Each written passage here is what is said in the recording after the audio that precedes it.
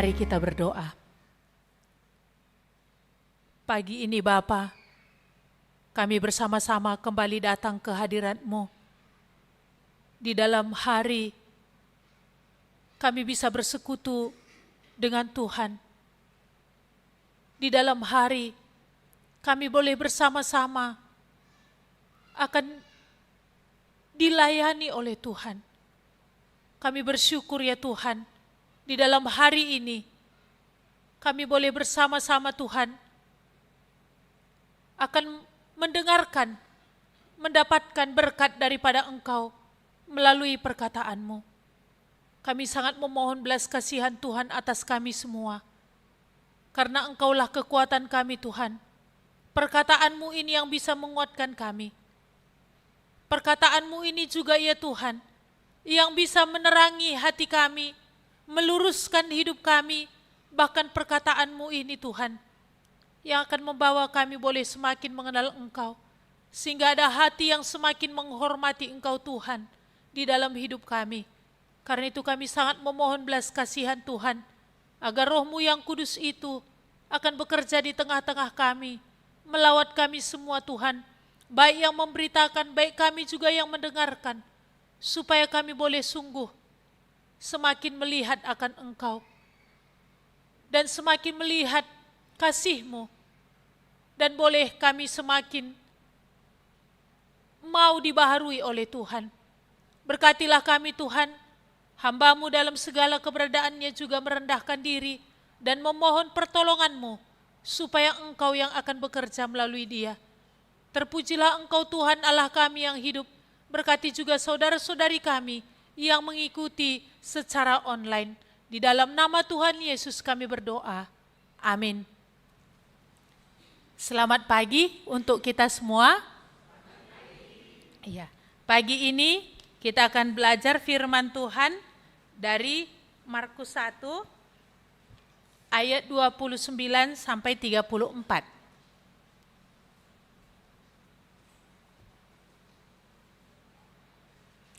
Markus 1 ayat 29 sampai 34.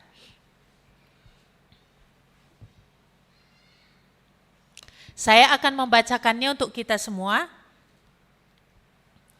Sekeluarnya dari rumah ibadat itu, Yesus dengan Yakobus dan Yohanes pergi ke rumah Simon dan Andreas. Ibu mertua Simon terbaring karena sakit demam. Mereka segera memberitahukan kepadanya, mereka segera memberitahukan keadaannya kepada Yesus. Ia pergi ke tempat perempuan itu dan sambil memegang tangannya, ia membangunkan dia, lalu lenyaplah demamnya. Kemudian perempuan itu melayani mereka. Menjelang malam, sesudah matahari terbenam, dibawalah kepada Yesus semua orang yang menderita sakit dan yang kerasukan setan. Maka berkumpullah seluruh penduduk kota itu di depan pintu. Ia menyembuhkan banyak orang yang menderita bermacam-macam penyakit dan mengusir banyak setan. Ia tidak memperbolehkan setan-setan itu berbicara, sebab mereka mengenal dia. Mari kita melihat kertas suarta kita. Disembuhkan untuk melayani. Ya. Pada hari Sabat, Yesus sangat sibuk melayani. Setelah mengajar dan melepaskan orang yang dirasuk setan di dalam rumah ibadat, Yesus diminta untuk menyembuhkan ibu mertua Simon yang sedang sakit. Ya, itu tertulis dalam kitab Lukas juga ya, Lukas 4 ayat 38, di situ mereka meminta supaya Yesus boleh menolong ibu mertua Simon. Semua itu Yesus lakukan, yaitu melayani. Dia adalah anak Allah yang menghambakan dirinya kepada Bapa untuk melakukan kehendaknya. Ya, mari kita melihat pertanyaan yang pertama. Bagaimana keadaan ibu mertua Simon sebelum Yesus datang dan apa yang dia lakukan setelah Yesus menolong dia? Ya. Kita melihat kalau sebelumnya tadi ya, bagaimana dalam hari Sabat ini tadi, Yesus sangat sibuk. di mana dia mengajar banyak orang. Setelah itu dia melepaskan orang yang dirasuk setan. Dikatakan tadi di sini, sekeluarnya dari rumah ibadat pergi lagi. Karena Simon meminta supaya ibu mertuanya ditolong, sedang sakit. Yesus nggak bilang, rebah dulu aku ya, aku capek. Dia juga akan manusia sejati, walaupun dia juga adalah Allah sejati. Dia juga ada di dalam tubuh, yang dikurung juga dalam tubuh, yang merasakan letih dan juga lemah, yang memerlukan juga istirahat. Tetapi di sini kita melihat bagaimana Markus ini menuliskan, menggambarkan bagaimana anak Allah itu sendiri memperhambakan dirinya kepada Bapa untuk melakukan apa yang Bapa mau. Maka di sini tadi kita lihat, sekeluar dari rumah ibadat pergi lagi ke tempat Simon, lalu pergi lagi ke tempat ibu mertua Simon. Karena kemungkinan Simon tidak serumah dengan ibu mertuanya. Karena ada dikatakan ke rumah Simon pergi, lalu pergi lagi ke tempat perempuan ini. Iya. Kalau Simon melakukan apa yang Tuhan katakan ya, ketika menikah meninggalkan ayah dan ibu. Iya, bukan hanya dari segi tempat saja maksudnya ini berpisah, tetapi bagaimana dia memang belajar menjadi pemimpin di hadapan Tuhan untuk keluarganya. Iya. Jadi tentu ini sangat melelahkan. Tetapi belas kasihan Tuhan dan ketundukan Kristus kepada Bapa yang sepenuhnya, yang terus menggerakkan hatinya untuk melakukan pelayanan, untuk melayani. Iya. Tadi kita lihat di sini ya, ibu mertua Petrus ini berbaring. Dikatakan tidak berdaya lagi, tidak sanggup ngapa-ngapain lagi. Karena apa? Demam. Memang tidak digambarkan demam seperti apa, tapi sudah dikatakan terbaring. Artinya apa? Tidak berdaya. Tidak bisa berbuat apapun. Ya. Tetapi Yesus datang. Yesus mendengarkan apa yang menjadi seruan Simon. Dan ketika Yesus datang kepada perempuan ini, dia jamah tangannya. Kan bisa juga ya Yesus bilang, Simon aku udah letih. Jadi jadilah seperti perkataanmu itu. Jadilah seperti permintaanmu itu. Ya, kalau kepada perwira Kapernaum itu kan dia bilang begitu ya. Kalau engkau tidak melihat perbuatan Allah, kau gak percaya. Maka ketika perwira Kapernaum itu bilang, datanglah, letakkanlah tanganmu di atas anakku itu, supaya dia sembuh dan tidak mati. Tapi Yesus gak pergi. Yesus justru bilang, kau kalau gak melihat perbuatan Tuhan, kau gak akan percaya, pergilah, anakmu hidup. Dia percaya dan dia pergi. Tengah jalan, akhirnya datang kabar, anak Tuhan hidup. Kapan? Semalam. Jam berapa? Kenapa ini sampai ditanya jam berapa? Penting bagi perwira Kapernaum ini untuk melihat apa yang Tuhan kerjakan semalam jam 1. Disitulah hati perwira Kapernaum ini benar-benar percaya kepada Tuhan. Bukan hanya dia, tetapi seisi rumahnya akhirnya percaya kepada Tuhan. Tetapi di sini kita melihat tadi, Yesus gak ngomong gitu kepada Simon. Yesus datang, walaupun sudah letih.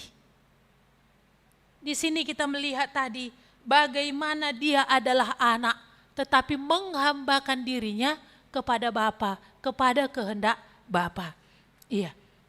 Ketika Yesus memegang tangan perempuan ini tadi dikatakan apa? Demamnya lenyap. Ketika demamnya lenyap, apa yang dilakukan perempuan ini? Kita kalau biasa demam lalu sembuh hilang demam kita ngapain? Istirahat dululah aku. Capek remuk semua badanku ini. Jadi tolonglah ya, gitu kan? Tolonglah maklumlah ya, aku semalam demam tinggi. Bahkan berharap orang memaklumi bahwa aku masih perlu pemulihan. Iya. Tapi kita melihat perempuan ini tadi, ketika dia disembuhkan, demamnya hilang, dikatakan kemudian. Berarti ini langsung. Dia melayani mereka, yaitu Tuhan dan tentu Yakobus dan Yohanes. Kalau di dalam kitab Lukas 4 tadi, itu jelas dikatakan melayani dia. Melayani Yesus. Kesembuhan yang Tuhan berikan bukan hanya membuat ibu mertua Petrus ini demamnya hilang. Tetapi kesembuhan yang Tuhan berikan benar-benar memulihkan dia juga dari segi fisiknya. Kesembuhan yang Tuhan berikan kepada dia benar-benar sempurna. Dan di dalam apa yang Tuhan buat tadi, dia anggap lalu? Enggak. Justru apa? Akhirnya dia sendiri pun menundukkan dirinya kepada Kristus dengan melayani. Ini ketika Tuhan menyembuhkan dia ya. Dia enggak bilang puji Tuhan, haleluya, lalu apa duduk manis. Tetapi justru apa? Dia tahu apa yang harus dia lakukan. Karena di sini pun Yesus dalam keberadaannya sebagai manusia, tentu dia juga sudah letih. Iya. Tetapi di sini kita melihat bagaimana perempuan ini tadi bangkit dan melayani Yesus. Iya. Kalau kita melihat di dalam hidup kita tentu banyak hal yang sudah Tuhan buat ya. Atau ada di antara kita yang gak pernah merasakan perbuatan Tuhan? Aku gak pernah merasakan apapun Tuhan buat dalam hidupku. Kalau pemazmur itu katakan di dalam Mazmur 139, ketika dia ada di dalam kandungan pun, dia benar-benar artinya waktu dia menyadari pada masa dia waktu itu di kandungan, dia tahu itu perbuatan Tuhan sangat ajaib. Dia katakan, engkau menenun aku di dalam kandungan ibuku. Engkau membentuk buah pinggangku. Kejadianku sungguh ajaib dan betapa dahsyat perbuatanmu di dalam diriku. Engkau membentuk aku di dalam bumi yang paling dalam. Pemazmur itu mengatakan betapa bisa dia merasakan perbuatan Tuhan waktu masa di mana dia di dalam kandungan. Belum ada USG loh. Belum tahu dia perkembangan janin di dalam rahim. Tetapi bisa dia dimengertikan Tuhan menenun dia di dalam rahim ibunya. Enggak ada pekerjaan karena orang tuanya atau ibunya karena ayahnya. Tetapi apa? Tetapi dia tahu kejadianku dahsyat dan ajaib. Enggak salah. Bagaimana Tuhan untuk menenun mataku, bagaimana Tuhan menenun alisku, menenun rambutku, bagaimana Tuhan menyusun organ tubuhku, itu kalau bukan dengan hikmat dan ketelitian, keseriusan dan perhatian yang sungguh, gak akan mungkin ada. Dia melihat, Tuhan kau memperhatikan aku di dalam bumi yang paling bawah. Engkau lihat aku, engkau membentuk hari-hari hidupku. Ibu-ibu tentu tahu ya, kalau buat kue saja pun kalau asal-asalan, ini gimana nanti hasilnya? Serius saja pun bisa gosong ya. Serius saja pun bisa bantet. Serius saja pun nanti masih bisa ada yang salah. Tetapi ketika Tuhan membentuk kita di dalam rahim ibu kita, ini tentu pikiran yang sungguh, perhatian yang sungguh. Mazmur katakan betapa ajaibnya Tuhan, engkau membentuk aku. Iya. Kalau kita gimana? Apakah pernah kita menyadari dan melihat betapa ajaib Tuhan membentuk kita? Atau malah berkata apa? Kenapa keriting? Kenapa hitam? Kenapa boneng?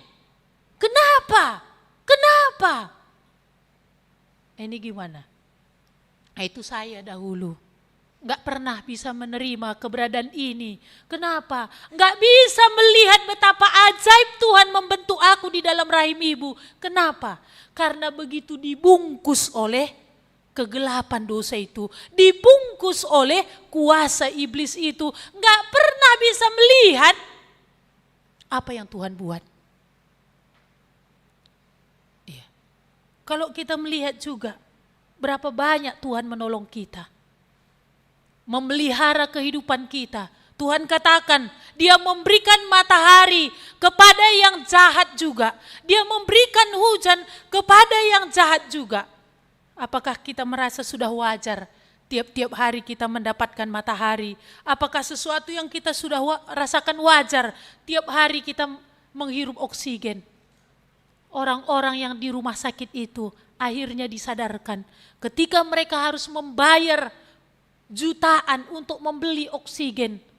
Akhirnya dia berkata, betapa kau harus bersyukur.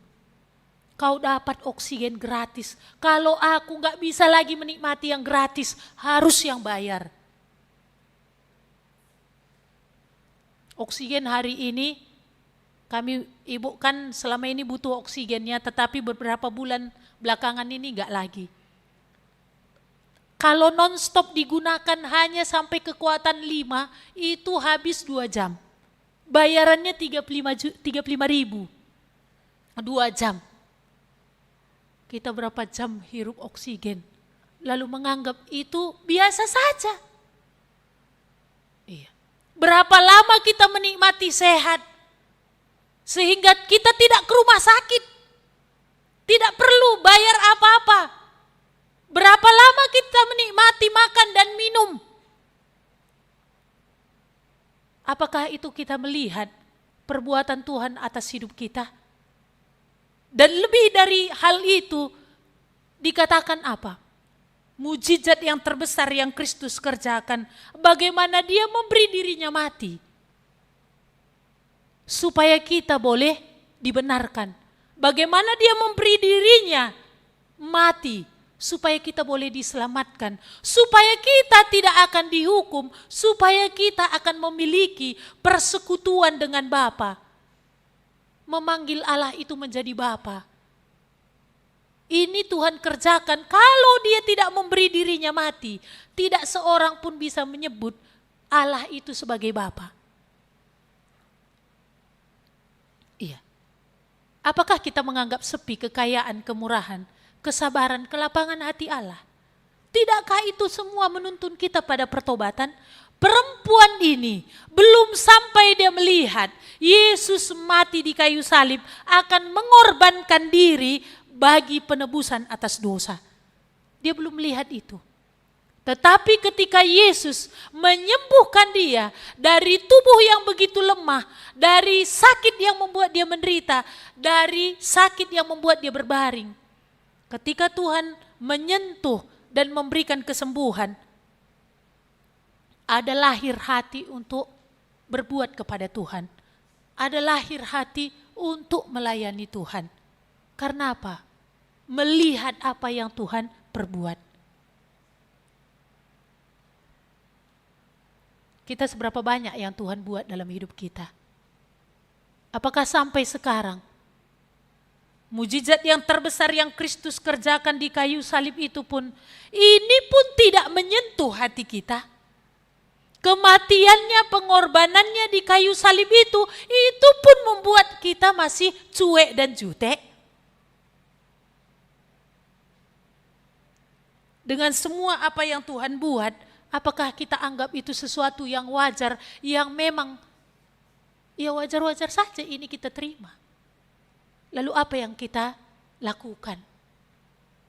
Kemana hidup kita ini kita abdikan? Apa yang kita kerjakan? Ya. Kalau perempuan ini tadi, ketika melihat apa yang Tuhan buat dalam hidupnya, akhirnya dia sendiri pun mengabdikan diri kepada Tuhan, melayani Tuhan. Ya. Kita tahu ya kepada 10 yang sakit kusta ya, terisolasi dari masyarakat. hidup terasingkan. Tidak bisa ketemu dengan istri walaupun rindu. Tidak bisa berjumpa dengan anak. Gak bisa belai anaknya kalau dia sudah menikah. Kalaupun itu anaknya sendiri gak bisa dia jumpai. Kusta itu bukan hanya membuat dia menderita secara jiwa. Tetapi penderitaan rasa sakit itu juga secara fisik semua membuat dia menderita. Terasing dari orang banyak. Tidak ada lagi sepertinya masa depan. Hari-hari yang hanya dinantikan apa? Mati pelan-pelan. Dan mungkin kalau mati pun gak ada yang kubur. Udahlah, dimakan hewan saja. Karena siapa yang kubur? Hidup saja pun najis, apalagi mati. Jadi apa, tinggal tunggu mati pelan-pelan. Tapi ketika mereka mendengar Yesus lewat, mereka sudah mendengar kabar apa yang Yesus buat dalam diri orang lain. Mereka memiliki keyakinan Tuhan bisa tolong mereka. Mereka berseru, Tuhan tolong kami, Tuhan tolong kami, kasihani kami. Yesus berhenti. Yesus berkata kepada mereka 10-10-nya, pergilah, lihatkanlah dirimu kepada imam. 10-10-nya pergi. Belum sembuh, tapi ketika Tuhan bilang pergilah. Ketika mereka pergi di tengah jalan, mereka semua sembuh. Berapa yang kembali? Berapa yang datang menunjukkan rasa syukur? Berapa yang datang menunjukkan penghormatan? Berapa yang datang mengakui dia Tuhan dan menundukkan dirinya kepada Kristus? 1. Itu pun siapa? Orang Samaria. Yang dianggap kafir, yang dianggap najis, yang dianggap setengah manusia pun enggak. Yang 9 orang Yahudi tadi kemana? Kembali dalam kehidupannya, peluk istrinya, puji Tuhan aku udah sembuh, peluk anaknya, kembali bekerja, berladang, bangun rumah, bangun kebun, mungkin gitu ya. Kemana Yesus? Di mana Yesus yang sudah berbuat dalam hidupnya? Gak ingat lagi. Gak ingat lagi. Lalu apa? Mengejar. Membangun diri. Wah. Bersorak-sorai. Berapa yang kembali? 1. Perempuan berdosa itu. Yang ada di wilayah di mana Simon si Kusta ada. Ketika Yesus membangun persahabatan dengan para pemungut cukai dan orang-orang berdosa. Mungkin salah satu adalah dia. Orang kalau cari dia karena butuh tubuhnya. Orang kalau cari dia hanya mau menggunakan dia. Nggak ada yang peduli dengan dia. Orang-orang yang mencari dia semua hidung belang saja. Tetapi apa? Yesus memperlakukan dia sebagaimana perempuan yang dihormati. Dia membangun persahabatan dengan perempuan yang model kayak gini. Saat itu di mana Yesus sudah dikenal di seluruh Galilea dan Judea. Itu benar-benar menyentuh hatinya. Membawa pembaharuan dalam hidupnya untuk apa? Meninggalkan segala dosa dan kejahatan. Ketika dia tahu lagi Yesus kembali ke kota itu dan ada di rumah Simon si Kusta. Dia datang membawa buli-buli pualam, minyak narwastu, dan dia tuangkan di kaki Yesus. Mungkin selama ini udah dia tunggu-tunggu itu. Kalau satu saat Yesus ini yang sudah mengubah hidupku akan kembali, aku akan berikan ini. Mungkin dia udah tabung ya. Dan ketika bertemu, dia curahkan itu semua. Simon ketika melihat Yesus diam apa yang perempuan ini lakukan, dia berkata apa? Kenapa dia diam? Apa dia gak tahu perempuan ini siapa? Ini kan perempuan berdosa, jahat. Yesus katakan, Simon, aku mau tanya kau, kalau ada utangnya, utang seseorang, ya mungkin sekitar kita buat dia 50.000 Mungkin seperti itu ya. Lalu kalau ada utang 50 juta, dua-dua itu dilunaskan, kira-kira yang mana paling berterima kasih? Yang 50 juta lah Tuhan. Aku datang kemari. Kepalaku pun kau enggak minyaki. Kakiku pun enggak kau cuci pakai air. Biasanya kan kalau tamu itu kan dihormati kalau di Yahudi. Maka disediakan itu ember-ember, artinya kendi-kendi pembasuh kaki. Karena itu memang tradisi. Jadi ini dilakukan kepada tamu-tamu. Yesus enggak, memang dia undang. Tapi enggak ada perlakuan yang sedemikian bentuk dia menghormati. Tetapi kau lihat perempuan ini, dari dia masuk sampai sekarang enggak berhenti. Meneteskan air matanya mencium kakiku, mengelapnya dengan rambutnya. Karena apa? Dosanya yang banyak itu sudah diampuni. Ibu mertua Petrus melihat apa yang Kristus kerjakan dalam dirinya, hal yang sangat menyentuh hatinya dan itu besar bagi dia. Bagaimana dengan kita? Semuanya kita anggap biasa saja, kita anggap sepi. Kalaupun hari ini sampai sekarang kita terpelihara, enggak lagi ada utang gitu ya. Ketika kita berdoa anak disembuhkan, ada di ruangan ICU pernah Tuhan sembuhkan. Ada banyak pertolongan Tuhan dan yang terbesar yang sudah Tuhan kerjakan adalah apa? Dia mengorbankan dirinya mati supaya kita boleh diampuni. Apakah itu semua biasa saja? Apakah itu semua kita anggap sepi dan kita anggap lalu? Apakah ini tetap membuat kita cuek? Apakah ini tetap tidak ada satupun menyentuh hati?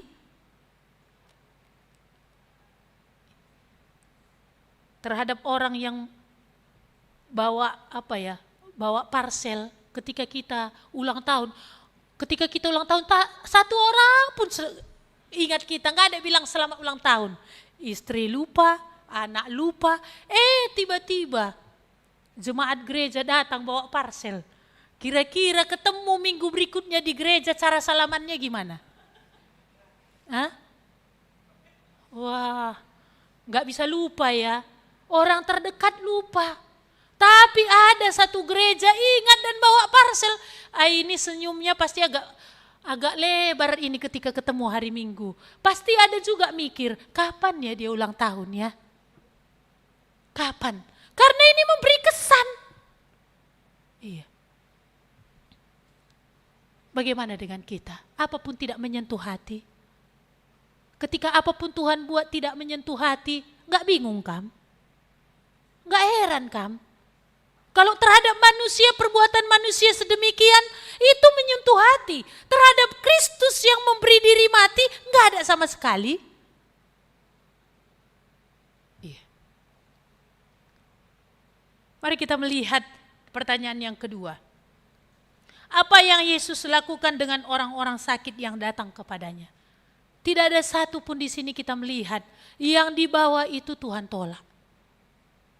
Dikatakan tadi di sini bahwa ia menyembuhkan banyak orang yang menderita bermacam-macam penyakit dan mengusir banyak setan. Dia melayani semua orang yang datang. Tidak dia abaikan orang yang datang tadi kepada dia. Yesus juga berkata ya, semua orang yang datang kepada aku tidak akan kutolak, tidak akan kubuang. Mau seperti apapun hidupnya, aku tidak tolak. Tetapi, berapa yang sungguh-sungguh datang kepada dia? Berapa yang memang datang kepada dia dengan remuk hati dan hancur hati? Kalau kita melihat tadi di sini, orang ini datang semua. Mereka disembuhkan, mereka dilepaskan yang kerasukan setan. Tapi yang disembuhkan ini tadi gak ada catatannya. Mereka berlaku seperti ibu mertua Petrus. Mereka juga apa? Ya udah lama selama ini setan itu membuat gak ada lagi harga dirinya. Gak berpakaian kan gitu ya. Gak tahu malu lagi. Gak waras lagi pikirannya. Kan gitu ya. Ya ada juga orang gak kerasukan gitu tapi dikuasai setan. Iya. Kawin cerai kan gak tahu lagi malu kan. Udah sama kayak hewan-hewan di luar sana kan gitu ya. nanti di sini, besok ke sana, lusa ke sana. Kan hidup gak beres lagi seperti itu. Iya. Tapi kita melihat tadi di sini, Yesus sembuhkan yang sakit, Yesus lepaskan yang setanan. Tapi berapa mereka yang sungguh-sungguh datang seperti perempuan ini tadi? Ya mungkin mereka bernyanyi juga, ya mungkin mereka bersorak. Tetapi apa? Pergi dan berlalu begitu saja. Memang banyak akan orang datang kepada Tuhan. Tetapi berapalah yang sungguh-sungguh menundukkan hidupnya kepada Tuhan. Apakah di antara banyak orang yang datang itu, kita salah satunya yang benar-benar melihat kasih Tuhan yang besar, melihat perbuatan Tuhan yang membawa hati kita kepada ketundukan kepada Dia? Iya. Kita melihat tadi di sini, Yesus adalah anak Allah. Dia benar-benar menghambakan diri kepada Allah, dan juga kita melihat bagaimana belas kasihannya kepada manusia tadi. Tapi kita melihat di sini ya, minggu lalu sudah kita singgung sedikit bahwa dikatakan ia tidak memperbolehkan setan-setan itu berbicara sebab mereka mengenal Dia. Setan kenal Dia, tapi dia tidak perbolehkan. Yesus, mereka ngomong, memperkenalkan dirinya, menyatakan siapa Dia, Yesus gak perbolehkan. Kenapa? Karena dia tahu itu bukan lahir dari ketulusan. Dia kenal Yesus siapa, dengan jelas dia tahu Yesus siapa. Dan juga yang paling kita lihat minggu lalu ya, bukan hanya iblis kenal Yesus, malah ikut ibadah di bait Allah. Ikutkan dia ibadah? Bukan hanya setan itu kenal Yesus, ikut ibadah di dalam bait Allah. Tetapi apa? Tidak ada ketundukan kepada Allah. Jadi kalau orang tahu Yesus, ikut juga dalam ibadah, tapi tidak ada ketundukan kepada Tuhan, ini percaya model apa ini? Hah? Ini percaya model setan. Karena itu jelas dicatat oleh kitab Markus. Ketika tahu tentang Allah, ibadah dalam rumah Allah, tetapi hidup tidak tunduk kepada Allah, tidak hidup menundukkan diri, Yesus sendiri saja yang adalah anak Allah, ketika dia menjadi manusia, dia menundukkan dirinya sepenuhnya kepada Bapa. Jadi kalau manusia tadi yang tahu tentang Allah, banyak belajar tentang firman, beribadah di bait Allah, tapi tidak ada ketundukan, hidup terus melawan Tuhan, ini kayak mana? Gak ada bedanya kan? Dengan siapa? Ya gak ada bedanya dengan setan. Jadi kalau begitu gimana? Setan tempatnya berakhir di neraka. Walau sepertinya pun dia di sini bebas, tapi ujungnya sudah jelas di sana. Yaitu apa? Kebinasaan kekal. Jadi kalau orang pun merasa baik-baik aja dengan hidup melawan terus, aman-aman saja dengan hidup, tidak ada memikirkan Tuhan, tidak ada memikirkan soal hormat kepada Tuhan, tidak ada memikirkan soal hati yang melawan, merdeka mengikuti apa yang kumau. Bisa dikatakan justru hidup menyenangkan iblis. Ya, dalam hidup manusia kan hanya dua yang perlu disenangkan. Kalau enggak Tuhan yang disenangkan, siapa yang senang? Adakah abstain? Adakah tengah-tengah? Gimana ini? Ada tengah-tengah? Tidak. Ketika bukan Tuhan yang dia senangkan, siapa yang dia senangkan? Pasti setan yang senang. Iya. Apakah ini kita melihat Tuhan yang menciptakan aku, Tuhan yang memberikan aku hidup, Tuhan yang memelihara aku, Tuhan yang mencukupkan apa yang kubutuhkan, bahkan Tuhan mau mati untuk aku. Apakah aku tetap melawan Dia? Apakah aku menganggap itu semua sepi dan biasa-biasa saja? Apakah justru membuat betapa jahatnya aku ini Tuhan? Ngeri kali aku ini Tuhan. Iya. Untuk setan memang gak ada kesempatan untuk bertobat. Dan bagi dia Tuhan gak ada mati bagi dia. Karena dia sudah berdosa dalam kekekalan. Tapi kepada kita yang jahat mungkin kadang-kadang lebih ngeri pula ya perlakuan kita daripada perlakuan setan. Iya, kalau setan kan dengar namanya masih gemetar gitu ya. Kita masih pakai namanya pun memperalat pula itu. Demi Tuhan loh Pak, enggak aku yang curi. Demi Tuhan swear, sumpah. Padahal dia yang curi, masih pakai nama Tuhan lagi. Setan kalau yang begini gak berani loh. Ini tuh mana lebih parah? Tetapi apa? Untuk kita manusia Tuhan mau mati. Untuk kita manusia dia mau berkorban. Apakah kita masih menganggap sepi kekayaan, kemurahan, kesabaran, kelapangan hati Allah? Tidakkah ini semua menuntun kita kepada pertobatan? Iya. Maka kita melihat bagaimana tadi Markus ini menggambarkan. Kalau dia anak Allah pun sedemikianlah dia menundukkan dirinya kepada Bapa. Bagaimana kita harusnya sebagai manusia? Apakah kita juga akhirnya menundukkan diri kepada Kristus yang adalah anak yang memperhambakan dirinya kepada Bapa? Kepada Kristus yang rela mati kepada kita, apakah kita juga menundukkan diri kepada Dia? Bagaimana? Dengan sekian banyak yang sudah Tuhan buat. Bahkan kalau memang kita merasakan Kristus mati untuk kita, hari ini kita hidup menyenangkan siapa? Hari ini kita hidup untuk siapa? Iya. Mari kita melihat aplikasi. Apa yang sudah Tuhan perbuat dalam hidup saudara dan apa yang saudara perbuat kepada Dia. Iya. Bisakah kita berkata enggak ada Tuhan buat? Matahari ini saja pun sudah berbicara ya. Iya. Udara ini sudah berbicara. Apalagi yang terbesar, Kristus mati untuk semua orang. Iya.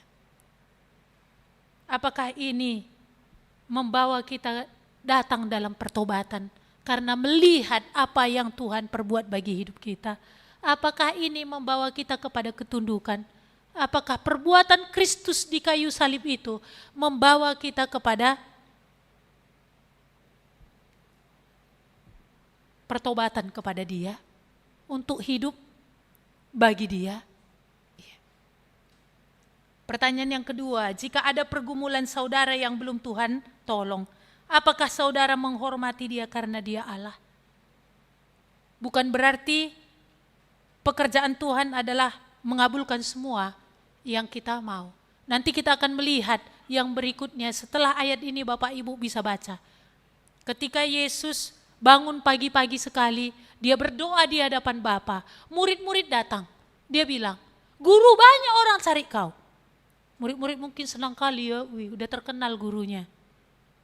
Menjadi pengikut orang yang terkenal kan agak bangga dikit gitu. Banyak loh, makin dicari kau Tuhan. Tapi Yesus bilang apa? Kita harus pergi ke kota lain juga. Karena aku datang. Kita harus pergi juga ke kota lain untuk memberitakan Injil. Karena untuk itulah aku datang. Artinya apa? Jangan di sini saja, kota lain juga membutuhkan aku. Yesus mengerti apa yang Bapa mau. Karena persekutuannya dengan Bapa, bukan doanya itu menunjukkan kebergantungannya dengan Bapa saja, tapi doanya itu juga menunjukkan keintimannya dengan Bapa sehingga dia tahu apa yang Bapa mau. Saat itu di Kapernaum cukup saat ini. Sekarang pergi lagi ke kota lain. Dia mengerti dan mengerjakan apa yang Bapa mau. Jadi ketika ada pergumulan saudara yang belum Tuhan tolong, apakah saudara menghormati dia karena dia Allah? Bukan karena dia sudah jawab doa kita maka dia adalah Allah. Dia jawab atau tidak jawab doa kita, pergumulan kita, dia adalah Allah. Yang kepada dia kita harus tunduk. Tetapi di dalam semua pergumulan-pergumulan kita yang ada, Bukankah sebenarnya pergumulan yang terbesar itu dia sudah tangani? Yaitu apa sebenarnya pergumulan yang terbesar? Dosa itu yang terbesar. Kalau soal sakit ini mati selesai. Kalau soal kecukupan makan minum ini mati nanti gak perlu lagi. Tapi kalau soal dosa ini mati tidak selesai. Jadi adanya kalanya seseorang bisa tidak ditolong Tuhan, tetap ada dalam sakit. Ya seperti siapa? Joni Eareckson Tada. Seperti siapa? Ibu Teti. Tuhan tidak pulihkan kakinya itu. Tetapi apa? Ada yang Tuhan mau capai lebih daripada apa yang kita pikirkan. Iya. Kalau ibu tadi mungkin sehat seperti itu ya, handle-nya semua, gak ada lagi yang berani berdiri. Kan? Dia bisa handle semua. Tetapi dengan kelemahannya harus bangkit. Ada yang bangkit. Kalau enggak kan enggak berani. Majelis juga bangkit. Season pertama, kedua, semua bisa dihandle. Tetapi di dalam kelemahannya, Tuhan bekerja di luar yang dipikirkan. Dan juga di dalam kelemahannya, dia sendiri boleh merasakan lawatan Tuhan. Bukan hanya bagi kita, tetapi bagi dirinya secara pribadi. Iya. Joni Eareckson Tada tidak Tuhan pulihkan. Tetapi bagaimana Tuhan bekerja luar biasa lewat hidupnya. Memenangkan jutaan jiwa. Iya, kita sehat. Berapa orang yang datang lewat hidup kita. Joni Eareckson Tada hanya ini yang berfungsi. Tapi memenangkan jutaan jiwa bagi Kristus. Jadi pergumulan mungkin tetap ada. Hal-hal dalam hidup kita mungkin banyak yang belum selesai. Tetapi di dalam semua seruan kita yang belum Tuhan jawab, tetap dalam hati kita, Engkau Tuhan.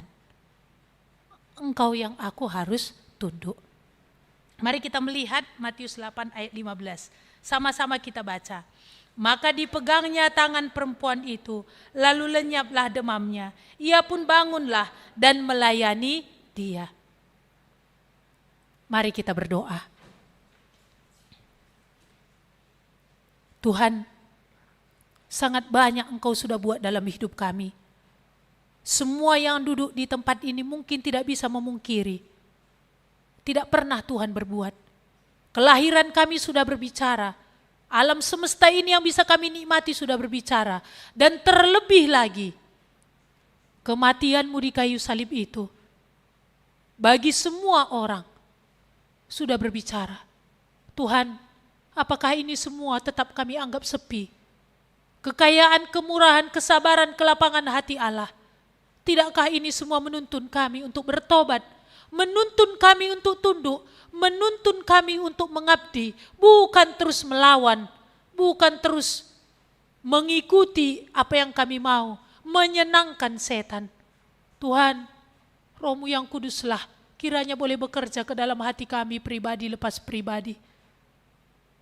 Iman model seperti apanya kami ini Tuhan? Biarlah benar-benar kami selidiki. Tuhan tolonglah dalam kesempatan yang Kau berikan ini, dalam hidup yang masih ada, supaya kami sungguh-sungguh menyelidiki diri. Tuhan kami memohon, Roh-Mu yang kudus juga yang bisa membukakan hal itu kepada kami. Karena betapa liciknya hati, lebih licik daripada segala sesuatu. Hati membatu pun Tuhan Kau tahu, kalau bukan Engkau yang membukakan.